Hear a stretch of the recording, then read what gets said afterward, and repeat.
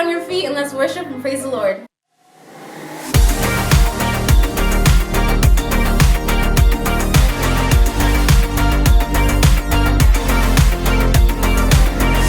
Help me, God, to see what you see. You are doing a great work in me. I've decided I can't stand still. No, you have given me purpose. All my heart is yours. All my life is yours. I will make a move for you, for you. All my heart is yours. All my life is yours. I will make a move for you. Make a move for you. Make a move. Make a move. Make a move for you. I will make a move.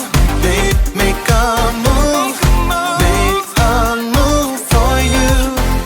I will.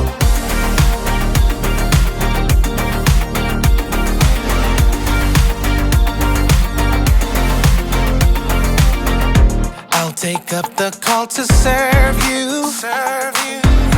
You have given me a job to do. I wanna love the world just like you. Yeah, you have given me purpose.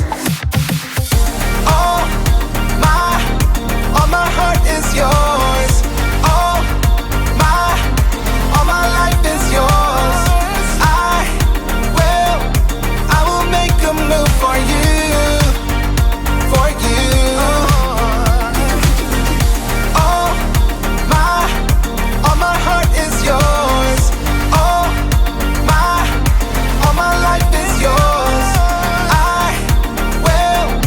I will make a move for you. Make a move for you. Make a move. Make a move. Make a move for you. I will make a move. Make a move. Make a move for you. I will.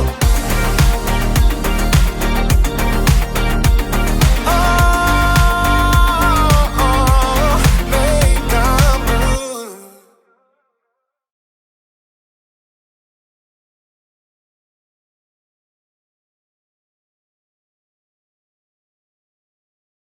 Hey everyone, this is the Bible verse for this month, Colossians 3, verse 23. Work at everything you do with all your heart. Work as if you are working for the Lord.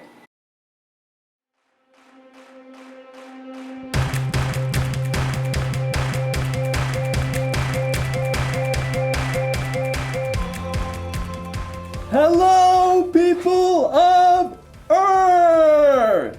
It's me! Jacob! Oh, there it is. That's how I... Nope, that's not it, Jacob. Okay.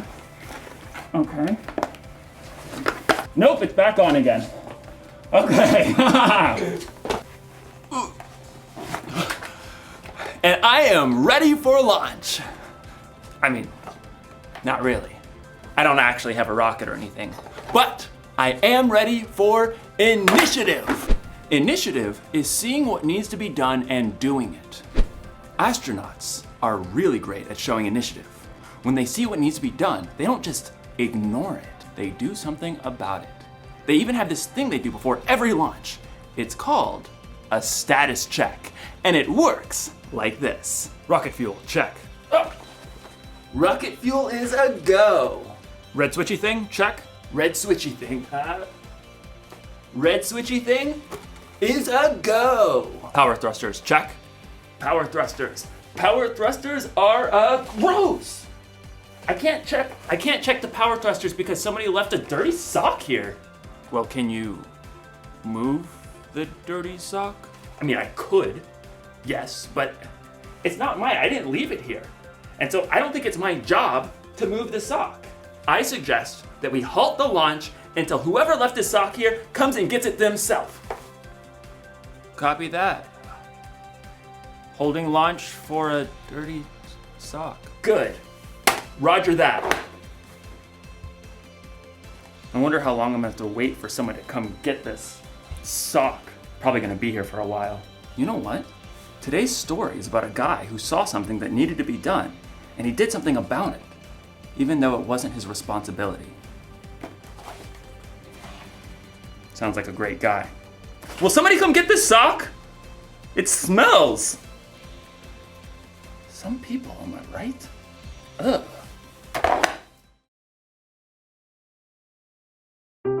The Bible. It's 66 books of history, stories, letters, and poetry that fit together to form God's one big story. The epic adventure of how He created us and loves us so much that He made a way to rescue us. As we travel through the Bible, from Genesis to Revelation, we discover people who met God and found their lives changed forever. Now, for an amazing story. Inspired by the book of Nehemiah, chapters 1 and 2. Over and over, the Israelites promised to be faithful to God. But over and over again, they turned away from Him.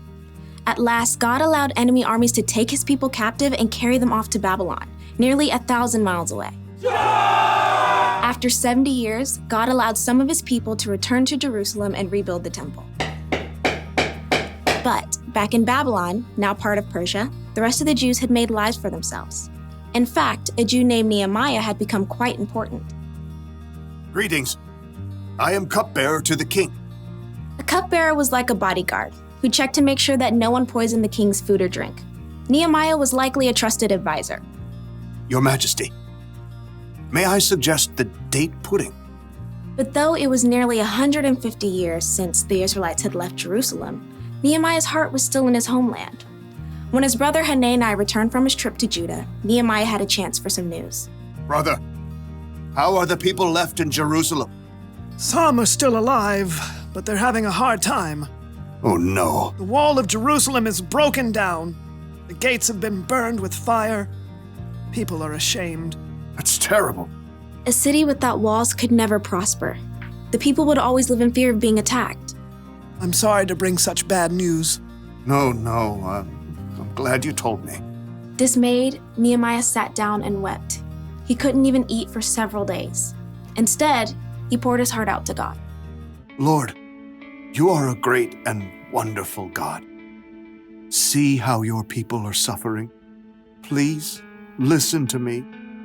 I'm praying for the people of Israel. We Israelites have committed sins against you. We haven't obeyed the commands you gave to Moses. Nehemiah reminded God of the promise He made to His people. You said, "If you people are not faithful, I will scatter you among the nations. But if you return to me, I will bring you back." Lord, please pay careful attention to my prayer. Give me success when I bring my request to King Artaxerxes. For 4 whole months, Nehemiah prayed daily to God. He knew before taking action, he needed to listen and prepare. At last, he was ready. Your Majesty, Anyone who came before the king was supposed to appear happy. But for the first time, Nehemiah allowed his true feelings to show. Oh, why are you looking so sad? may you live forever? Why shouldn't I look sad? The city of my people has been destroyed, and fire has burned up its gates. The king could have been annoyed and ordered Nehemiah to be punished. But God moved his heart. Well, what do you want? Nehemiah prayed silently for the right words. Send me to Judah. Let me go to the city of Jerusalem. I want to rebuild it. The king frowned and glanced over at the queen. At last he said, How long will your journey take? When will you get back? Precisely as many moons as are required. Fair enough. Dismissed. Nehemiah turned to leave, but he knew there was more he needed for the job. If it pleases you, may I take some letters with me? I want to give them to the governors west of the Euphrates River. Then they'll help me to travel safely. Done. Oh, and a letter to the caretaker of the royal park? So he'll give me logs for the wall and gates and a house? What next? A whole escort of army officers and horsemen? That would be fantastic. Fine. All of it. Get on with it. God had given Nehemiah such favor with the king that he had everything he needed for his long journey to Judah. At last, Nehemiah had reached the city he dreamt of his entire life. Jerusalem. Though Nehemiah was overjoyed by the first glimpse of the city, it must have been difficult to see its crumbling, broken down walls. So much work to be done. But Nehemiah didn't tell anyone his plan at first. On a bright moonlit night, Nehemiah snuck out with only a few others to see the full damage to the walls. We have to know what we're up against. Nehemiah traveled by donkey. With a few trusted friends, they left the city through the broken valley gate. Let's head toward the Jackal Well. At last, Nehemiah got a clear picture of the devastation. Jagged piles of rock lay everywhere. The gates were gone, with scorched, gaping holes in their place. It's such a big job.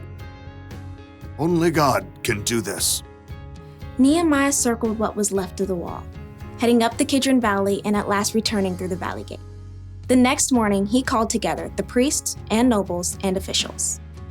You know, I've come to visit my people in Jerusalem, but that's not the only reason I'm here. Nehemiah gestured to the jagged remains of the wall, visible from where they stood. You can see the trouble we're in.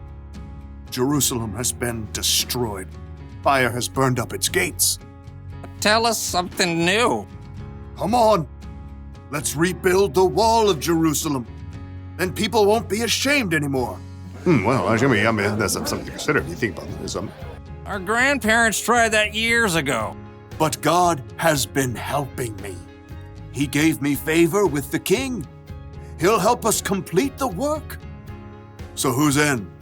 Well, me. I'm in. Me too. Let's start rebuilding! God moved the hearts of the people to help Nehemiah, and together they began the gigantic job of repairing the walls and gates of Jerusalem.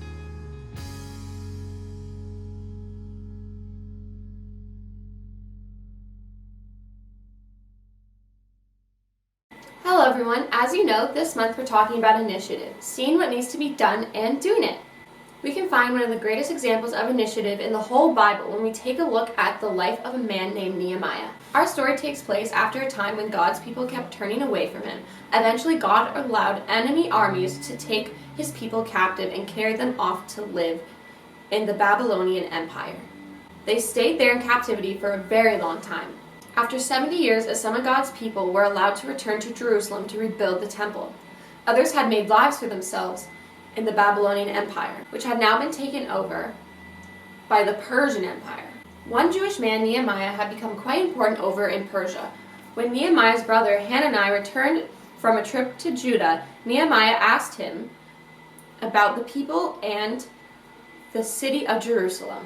This is what Hanani reported.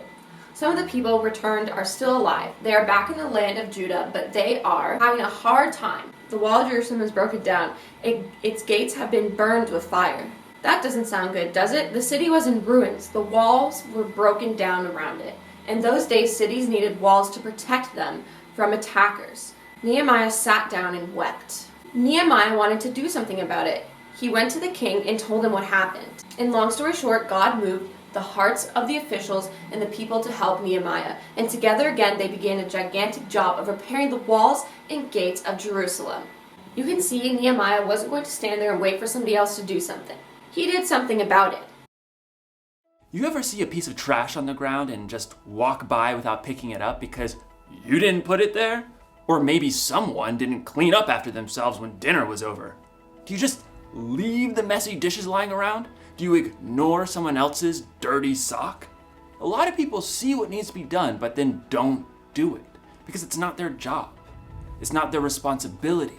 But showing initiative means getting things done, not waiting for someone else to do it.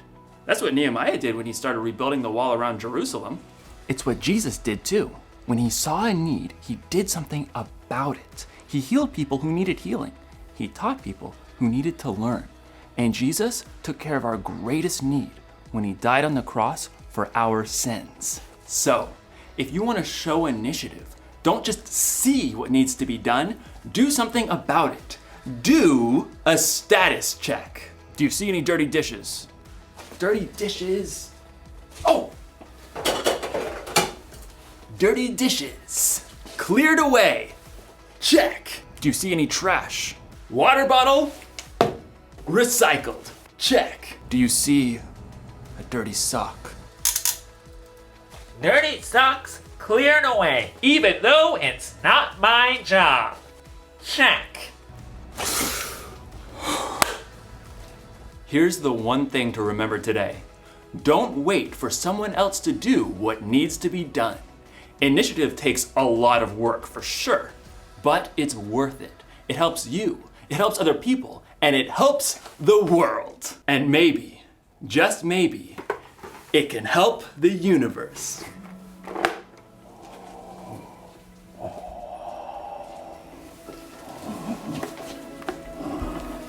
I'll see you next time.